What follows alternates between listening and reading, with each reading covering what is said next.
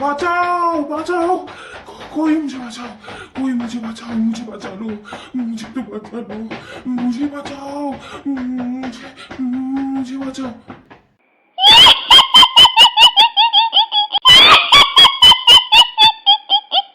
नमस्कार दोस्तों, मैं सुचरिता फिर से आई हूँ दिल दहलाने वाले हॉन्टेड स्टोरी में। इसलिए मेरे रिक्वेस्ट है, प्लीज रचयिता सुचरिता चैनल को लाइक शेयर सब्सक्राइब कीजिए और बेल नोटिफिकेशन दबाना मत भूलिएगा। तो शुरू करती हूँ मेरे लिखे हुए आज की कहानी, ममदो भूत का अभिशाप।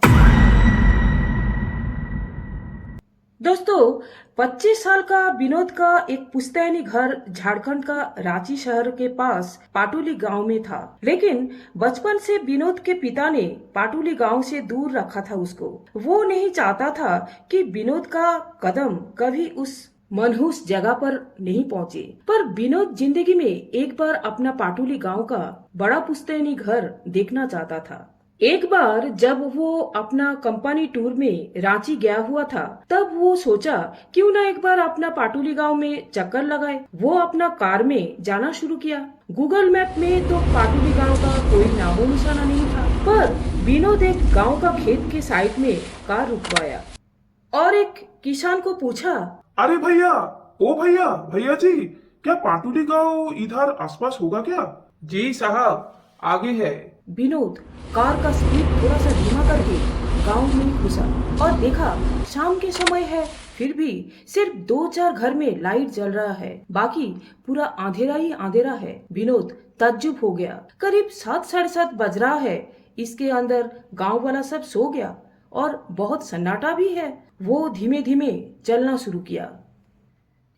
विनोद देखा हर घर में सिर्फ एक दरवाजा नहीं बल्कि 2 दरवाजा है, एक बड़ा दरवाजा और एक छोटा दरवाजा, और हर घर का छोटा दरवाजा खुला हुआ है।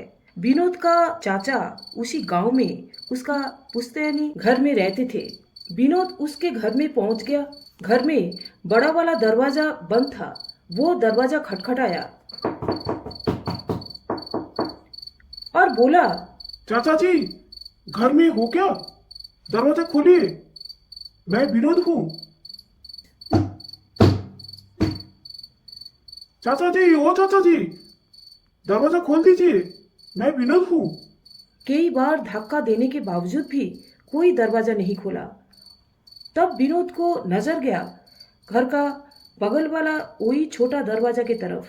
वो वहां से अंदर घुसा और अंदर घुसकर वो उस छोटा दरवाजा बंद कर दिया। अंदर जाकर देखा चाचा जी एक कुर्सी में बैठा हुआ था। बहुत दिनों के बाद विनोद को देखकर चाचा जी खुश होकर उसका गले मिला और तभी विनोद ने सुना बाहर घंटी बजने का आवाज।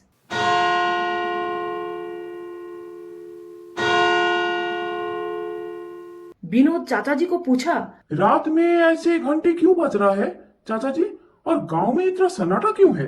चाचा जी ने बोला, बेटा, पाटुली गांव पर एक भूत का श्राप है, मामदो भूत का श्राप। ठीक शाम को 7:15 बजे यहाँ मामदो नाम का एक भूत आता है। उसके लिए घर का छोटा दरवाजा हमेशा खुला रखना होता है। अगर दरवाजा खुला नहीं रहता तो घर का जितना मर्द होता है उसको मामदो भूत का श्राप लग जाता है। वो तुरंत अपाहिज बन जाता है और उस दिन से उसको उल्टी गिनती शुरू हो जाता है और 13वें दिन में उसका मौत हो जाता है।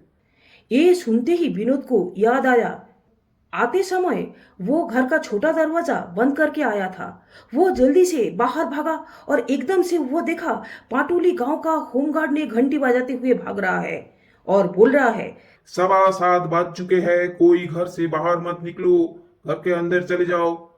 अचानक से तेज हवा चलने लगा और ढेर सारे मच्छरों का भिनभिनाते हुए आवाज आने लगा। चाचा जी ने चिल्लाते हुए कहा, बेटा बेटा, जल्दी से छोटा दरवाजा खोल दे, और तू आते वक्त जो बंद कर दिया था ना छोटा दरवाजा, वो जल्दी खोल दे। बेटा, मामदो भूत आने वाला है और वो समय आ चुका है। विनोद का चाचा ने डर के मारे खूब चिल्लाने लगा।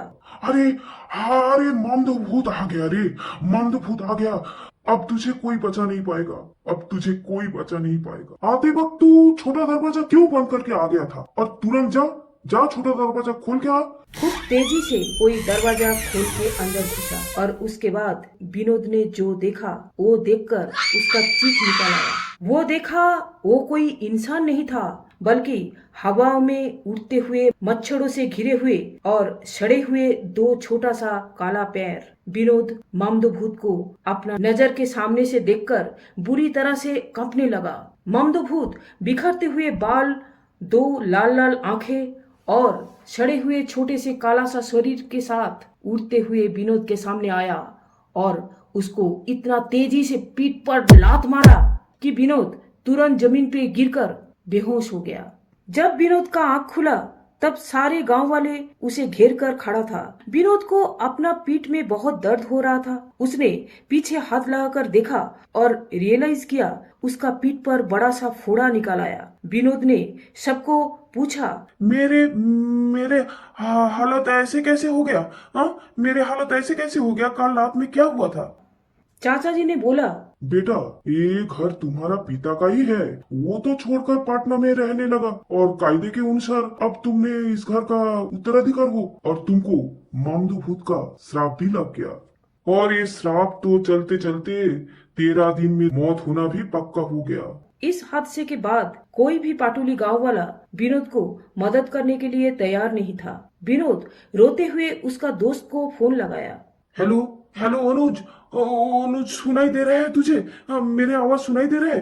तू जल्द से जल्द पाटुली गांव में आ। देख देख, मुझे भूत का श्राप लग गया, मैं शायद और जिंदा नहीं रहूंगा। यार जल्दी आ जा। अनुज अगले दिन ही एक तांत्रिक को लेकर पाटुली गांव में पहुंचे। वहां विनोद का हालत देखकर उसका रोंगटे खड़ा हो गया। वो देखा विनोद का पूरा शरीर में घाव निकल आया। वो चल नहीं पा रहा था। पीठ और कंधों में फोड़ा निकल आया। विनोद का चाचा ने तांत्रिक को बोला, मामदो भूत गांव का खेत में रहता है। सारे गांव वाले के साथ उस तांत्रिक ने खेत में बैठकर भूतों का बुलाना शुरू किया और खेत के बीच में लकड़ी में बना हुआ बिजुका हिलने लगा।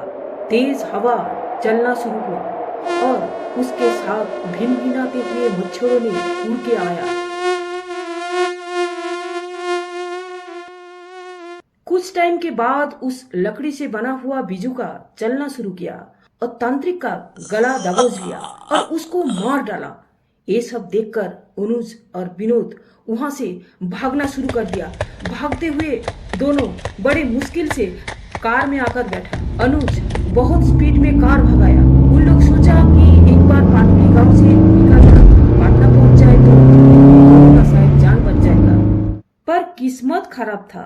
गांव से बाहर निकलने वाला था कि अचानक कार एकदम से खराब हो गया। बिल्कुल स्टार्ट ही नहीं ले रहे थे और पहले जैसा एकदम हवा चलने लगा। कार के सामने मच्छरों ने भिनभिनाते हुए दिखने लगा और कहां से कार का विंडशील्ड के सामने मामदो भूत का छोटा सा सड़ा हुआ शरीर उन दोनों को नजर में आया। विनोद अनुज का हाथ पकड़ के बोला, यार यार बचा ले, नहीं तो मामदो भूत हम दोनों को मार डालेगा। बात खत्म नहीं हुआ कि मामदो भूत कार का विंडशील्ड तोड़कर स्टीयरिंग में बैठा हुआ अनुज का गला दबोच लिया और मार डाला और विनोद को खिड़की का कांच तोड़कर पीठ में लेकर आसमान में उड़ना शुरू कर दिया। वो उड़ता हुआ मामदो भूत ने विनोद का शरीर को पाटुली गांव का हर एक दरवाजे में फेंकना शुरू कर दिया।